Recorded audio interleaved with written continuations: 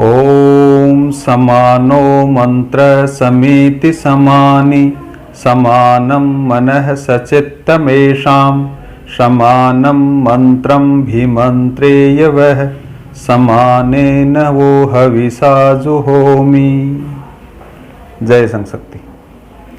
आज हम मेरी साधना का 95वां अवतरण लेते हैं। साधकों, तुम्हें कुशल व्यापारी भी बनना है, इसीलिए पहले सुख और दुख का आदान प्रदान करना सीख जाओ, फिर अपनी विशेषताओं के मूल्य पर मित्रों की कमियों को खरीद डालो। इस सौदे के उपरांत तुम्हें अनायास ही प्रेम और विश्वास की उपलब्धि होगी। इस प्रेम और विश्वास को बिना मूल्य की आकांक्षा किए जीवन के प्रत्येक कार्य में परस्पर बांटकर खाना सीख जाओ।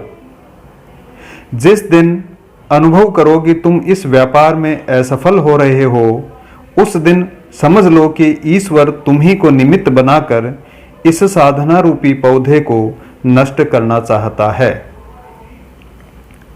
इस समय भी सावधान हो सकते हो, क्योंकि सच्चा साधक वह है जो दैवी विधान को चुनौती देने की क्षमता रखता हो।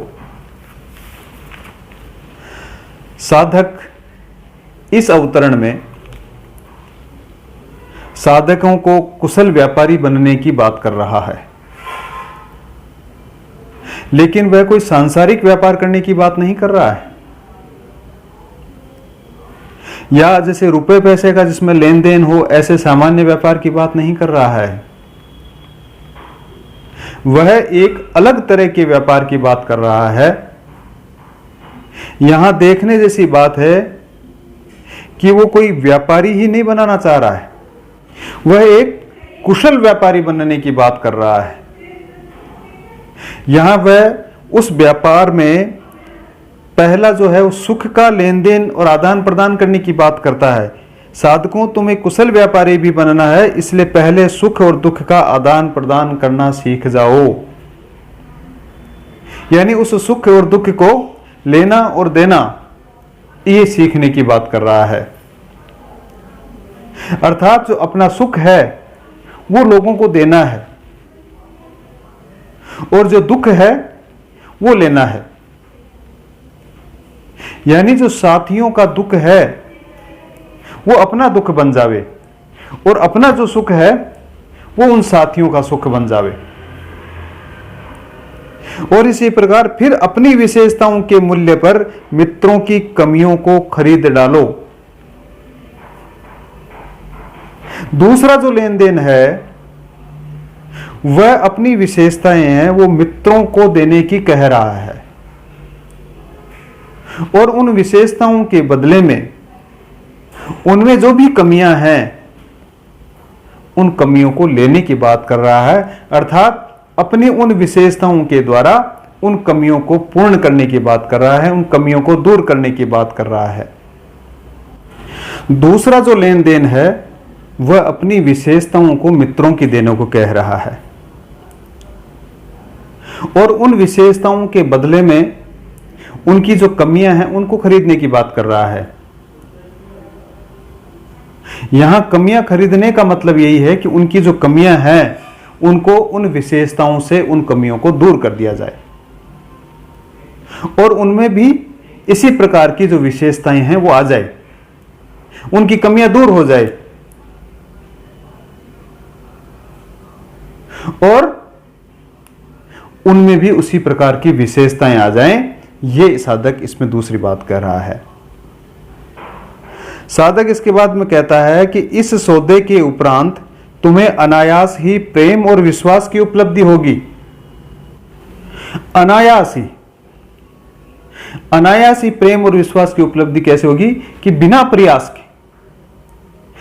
प्रयास के प्रेम और विश्वास प्राप्त होगा। क्योंकि अभी हमने जो ये व्यापार किया है कि अपनी विशेषताओं के मूल्य पर मित्रों की कमियां खरीद डालो, जब ऐसा व्यापार हम कर लेंगे, जब ऐसा कार्य हम कर लेंगे, तो अपने आप ही इस प्रकार का विश्वास और प्रेम हमको प्राप्त हो जाएगा। क्योंकि यह व्यापार का, इस व्यापार का परिणाम है। फिर जब प्रेम और विश्वास का माल मिल जाएगा तो फिर इसको दूसरों को देना है। फिर अपनी विशेषताओं के मूल्य पर मित्रों की कमियों को खरीद डालो। इस सौदे के उपरांत तुम्हें अनायास ही प्रेम और विश्वास की उपलब्धि होगी और इस प्रेम और विश्वास को बिना मूल्य के आकांक्षा किए जीवन के प्रत्येक कार्य में परस्पर बांटकर खाना सीख जाओ।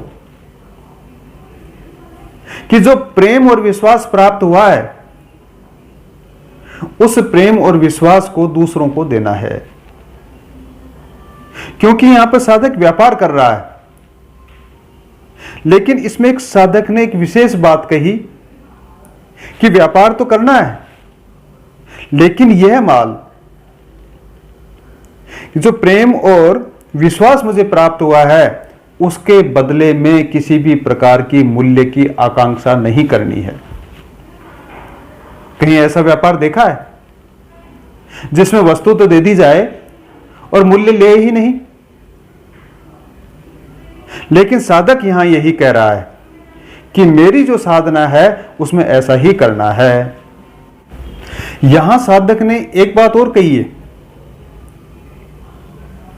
कि इस सौदे के उपरांत तुम्हें अनायास ही प्रेम और विश्वास की उपलब्धि होगी। इस प्रेम और विश्वास को बिना मूल्य की आकांक्षा किए जीवन के प्रत्येक कार्य में परस्पर बांटकर खाना सीख जाओ।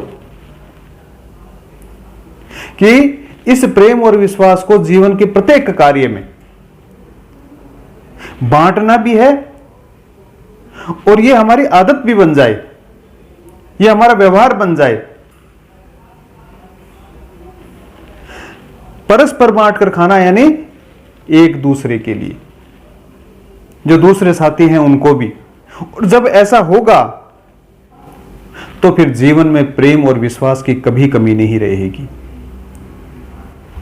तो साधक इसी व्यापार की बात कर रहा है कि परस्पर सुख दुख बांटने में दूसरों की जो कमियां हैं वो होने पर भी अपनी विशेषताओं से उन कमियों को दूर करने का और परस्पर प्रेम और विश्वास बांटने का यहां कुशलता सीखनी है, यही व्यापार सीखना है।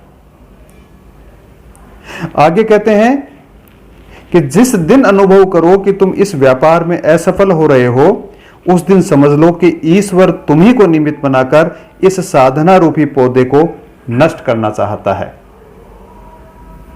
आगे साधक कह रहा है कि यदि तुम यह अनुभव करो कि इस व्यापार में असफल हो रहे हो, यानी हमने अभी जो बातें की है सुख दुख प्रेम और विश्वास आदि का अगर परस्पर अभाव हो रहा हो तो यही समझना चाहिए कि अब ये जो साधना का रूपी जो पौधा है वो नष्ट हो रहा है और इसका जो दोष है वो भी तुम्हारे ऊपर ही आने वाला है। अर्थात ये जो साधना है वो उपरोक्त सामान जिसकी हमने अभी बात की है, जो प्रेम और विश्वास है उसका लेन देन, जो सुख और दुख है उसका लेन देन, वो उसी से ही चलता है। प्राय जो सामान्य व्यापार होता है उसमें माल या सामान हम बेचते हैं खरीदते हैं, वो यदि समाप्त हो जाता है तो उससे व्यापार नहीं चल सकता है और नहीं चल पाएगा और व्यापार बंद हो जाएगा और उसका जो दोष है उसको व्यापार चलाने वाला जो व्यापारी है वो उसी पर आता है। इसलिए जो मेरी साधना का सामान है वो यदि समाप्त हो गया, प्रेम और विश्वास समाप्त हो गया, सुख और दुख का जो लेन देन है वो समाप्त हो गया, तो फिर मेरी साधना भी नहीं चल पाएगी। तो साधक यही कह रहा है कि ऐसा होने पर यह मान लेना कि ईश्वर तुम्ही को निमित्त बनाकर इसे समाप्त करना चाहता है, इस साधना को। आगे साधक कह रहा है कि इस समय भी सावधान हो सकते हो, क्योंकि सच्चा साधक वह है जो दैवी विधान को भी चुनौती देने की क्षमता रखता हो। कि इस समय भी तुम सावधान हो सकते हो, भले ही ईश्वर इस प्रकार का चाहता हो, लेकिन तुम साधक हो, तुम साधना करने वाले हो, और जो सच्चा साधक होता है वो दैवीय विधान को भी चुनौती दे सकता है, उसके सामने पैर रोक सकता है, उसमें ऐसी क्षमता है, उसमें ऐसा पुरुषार्थ है। इसलिए प्रत्येक साधक को अपने उस पुरुषार्थ के बल पर उस कुशल व्यापार को बरकरार रखना है। साधक इस अवतरण में यही कह रहा है। अवतरण नंबर 96। परकीय नायिका की भांति परकीय विचार प्रणाली भी अपरिपक्व मनुष्य की स्वाभाविक ग्राहक बुद्धि को अपनी ओर अनायास ही आकर्षित कर लेती है। उस विचारधारा से वशीकृत मनुष्य स्वकीय सिद्धांत प्रणाली से घृणा करने लग जाता है। अतएव साधक को अपनी निजी विचारधारा के सदैव निकट संपर्क में रहकर श्रवण, संभाषण और मनन से अपनी मानसिक संतुलन को सदैव स्थिर रखना चाहिए। परकीय विचार पद्धति का उसे सम्मान अवश्य करना चाहिए, पर उसके हाथों में आत्मसमर्पण नहीं। परकीय नायिका। परकीय नायिका का अर्थ है ऐसी नायिका जो पर पुरुष से प्रीति करती हो, उसे परकीय नायिका कहते हैं। यानी अपनी पति की उपेक्षा कर पर पुरुष से प्रेम करने वाली जो नायिका है वो परकीय नायिका है। और नायिका का अर्थ है कि जो रूप गुण संपन्न स्त्री होती है, जो दूसरों को आकर्षित करती है। ऐसी स्त्री जो काव्य और नाटक आदि में जिनके चरित्र का वर्णन हो, तो ऐसी स्त्री है वो अपरिपक्व मनुष्य जो कमजोर हैं, जो अपरिपक्व हैं, उनको स्वाभाविक रूप से वो अपनी ओर आकर्षित कर लेती है, जो परकीय नारी है। इसी प्रकार एक होती है स्वकीय नारी कह सकते हैं। स्वकीय नारी का मतलब है जो अपने पति में ही अनुराग रखने वाली स्त्री है, उसको हम स्वकीय नारी कह सकते हैं। तो ये परकीय और स्वकीय का भी भेद है। तो जो साधक यहां कहना चाह रहा है कि परकीय नायिका की भांति परकीय विचार प्रणाली भी अपरिपक्व मनुष्य की स्वाभाविक ग्राहक बुद्धि को अपनी ओर अनायास ही आकर्षित कर लेती है। कि जो परकीय विचार प्रणाली है वो भी अपरिपक्व जो मनुष्य है उसकी स्वाभाविक बुद्धि को अपनी ओर आकर्षित कर लेती है। जो स्वाभाविक ग्राहक बुद्धि का मतलब है कि जो अपने आप स्वभाव है उसका ग्रहण करना। बुद्धि का अपने आप में एक स्वभाव है, कहीं से भी कुछ मिले उसको वो ग्रहण करने लग जाती है। इसलिए जो अपरिपक्व मनुष्य है उनकी बुद्धि को, जो उनका स्वभाव के वशीभूत होकर वो एक जो दूसरे की विचार प्रणाली है उसकी ओर वो आकर्षित हो जाता है। वो कहीं भी चल रहा है, लेकिन इस प्रकार की यदि उसको कोई विचारधारा दूसरी दिखती है तो वो उधर आकर्षित होने का प्रयास करता है। यानी जो अपरिपक्व है, जो कमजोर है, कमजोर मानसिकता वाला है, जिसका आत्मबल कमजोर है, ऐसे व्यक्ति बहुत जल्दी ऐसे विचारों की ओर बहक जाते हैं। और ऐसे व्यक्ति जो ऐसे सम्मोहन में फंस जाते हैं वे अपनी जो स्वकीय प्रणाली, सिद्धांत प्रणाली है उससे भी घृणा करने लग जाते हैं। श्री क्षत्रिय युवक संघ ने समाज को विचार दिया, चिंतन करने का एक साधन दिया, परंतु निराशा होती है जब परकीय विचारधारा की ओर अग्रसर होता है साधक। और अग्रसर ही नहीं होता बल्कि उसका दास बन बैठता हो। और आश्चर्य तो तब होता है जब उस विचारधारा के वशीभूत होकर वह स्वकीय सिद्धांत प्रणाली से अपनी विचारधारा जो है उसको पराई बताने लग जाता है और उससे घृणा करने लग जाता है, और घृणा के साथ साथ उसका विरोध भी करने लग जाता है। इसलिए फिर उसे वो स्वीकार भी नहीं कर सकता वापिस। ऐसा सांघिक जीवन में प्राय देखने को मिलता है। एक व्यक्ति बहुत काम कर रहा है, कर्मठ है, लगनशील से लगा हुआ है, सबको अपनी ओर आकर्षित कर रहा है, लेकिन किसी दूसरी विचारधारा के आकर्षण में फंसकर अपनी जो निजी विचारधारा है उसका भी वो विरोध करने लगता है। उसे दकियानूस कहने लगता है, उसको भेड़े बनाने वाली संस्था कह डालता है, कुएं का मेंढक का तमगा दे देता है। अपनी विचारधारा से आकर्षक वो विचारधारा जो जिसमें गया है वो विचारधारा उसे लगने लग जाती है जिसके प्रति वो आकर्षित है, और अंत में उस व्यक्ति का जो आकर्षण है वो उधर ही बढ़ता है और वह जो संघ की विचारधारा है उसके अंदर उसको कमियां दिखने लग जाती है। और कालांतर में जो स्वेकीय विचारधारा थी, जो निजी विचारधारा थी, उससे वो घृणा करने लग जाता है, उसका विरोध करने लग जाता है। इसलिए अतएव साधक को अपनी निजी विचारधारा के सदैव निकट संपर्क में रहकर श्रवण, संभाषण और मनन से अपनी मानसिक संतुलन को सदैव स्थिर रखना चाहिए। इसलिए साधक यहां कह रहा है कि साधक को अपनी निजी विचारधारा के सदैव निकट संपर्क में रहना चाहिए और निजी संपर्क में रहकर उसका श्रवण, संभाषण और मनन से अपने मानसिक संतुलन है उसको सदैव स्थिर रखना चाहिए। यानी अपनी जो साधना है उस साधक को अपनी साधना की जो विचारधारा है उसके हमेशा संपर्क में रहना चाहिए, उसको सुनना चाहिए अच्छी तरह, उसके बारे में चर्चा करते रहना चाहिए और उसका मनन करते रहना चाहिए, उसका चिंतन करते रहना चाहिए, जिससे कि जो मानसिक संतुलन है वो स्थिर रहे।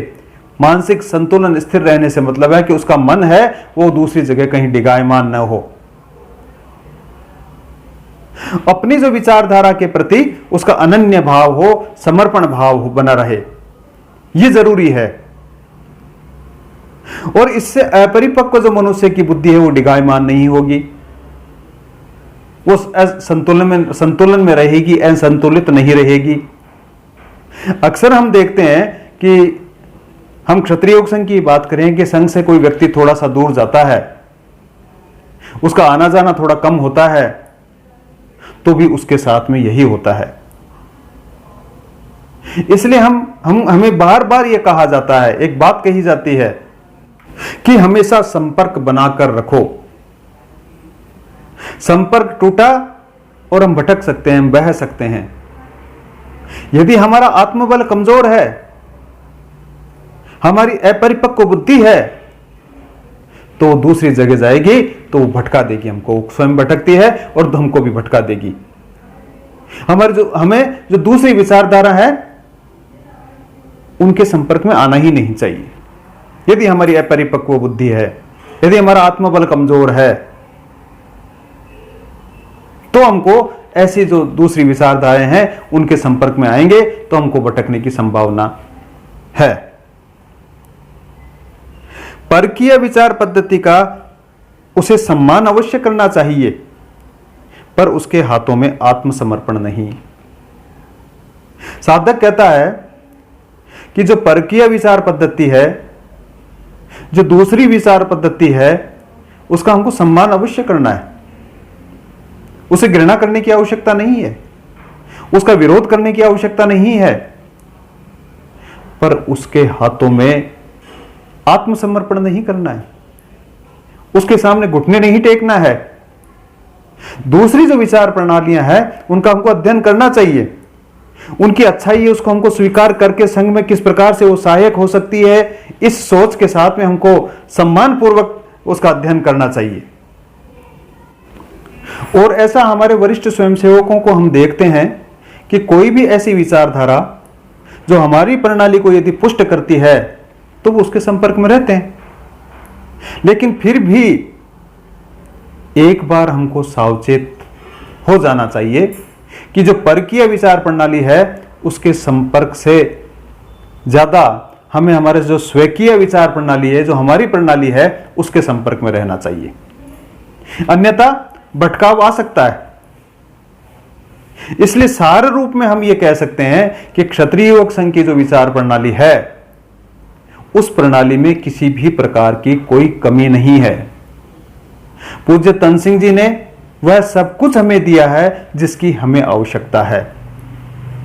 हमारे संघ प्रमुख श्री अपने स्वाध्याय के द्वारा, अपने चिंतन के द्वारा, संतों के सानिध्य से हमको वो सब कुछ दे रहे हैं जिसकी हमको आवश्यकता है। वो जानते हैं कि हमें किस प्रकार की क्या चीज की आवश्यकता है और वो हमें मिलती है। इसलिए हमको दूसरी जगह जाकर भटकाव का मार्ग नहीं बनाना चाहिए, अन्यथा उस विचारधारा के हाथों में आत्मसमर्पण करने से हमको कोई भी नहीं रोक पाएगा। तो साधक यही बात कह रहा है कि जो परकीय विचार प्रणाली है और जो स्वकीय विचारधारा है उसमें भेद बताया है, और उसमें कहा है कि परकीय का सम्मान भले ही करो, लेकिन उस विचारधारा को मानने की आवश्यकता नहीं है, उसमें भटकने की आवश्यकता नहीं है।